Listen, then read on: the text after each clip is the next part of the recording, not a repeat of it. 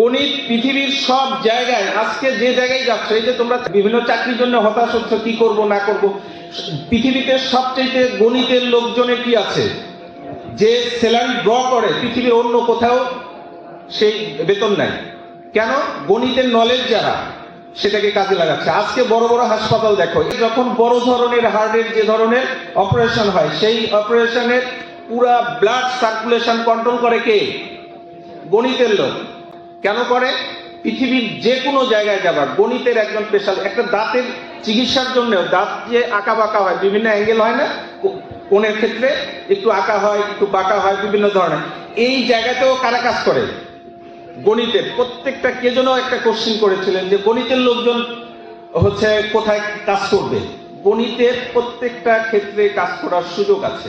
আজ থেকে ভাবো না, 10 বছর আগে গণিতের লোকজন, গণিতের এক শিক্ষকতা ছাড়া, আমাদের এক স্যার বলেছিলেন যে লাল কলম পকেটে নিয়ে শিক্ষকতা গণিতের শিক্ষকরা করবে না সামনে। আসলে এখন কি শিক্ষকতার মধ্যেই সব যাচ্ছে? যাচ্ছে না। আজকে বিভিন্ন বিশ্ববিদ্যালয় থেকে ম্যাক্সিমাম গণিতের পাশ করে সব বাইরে যাচ্ছে এবং ভালো ভালো স্যালারি ড্র করতেছে এবং অবদান রাখতেছে ভালো ভালো জায়গায়। সেক্ষেত্রে এখানে হতাশ হওয়ার সুযোগ নাই।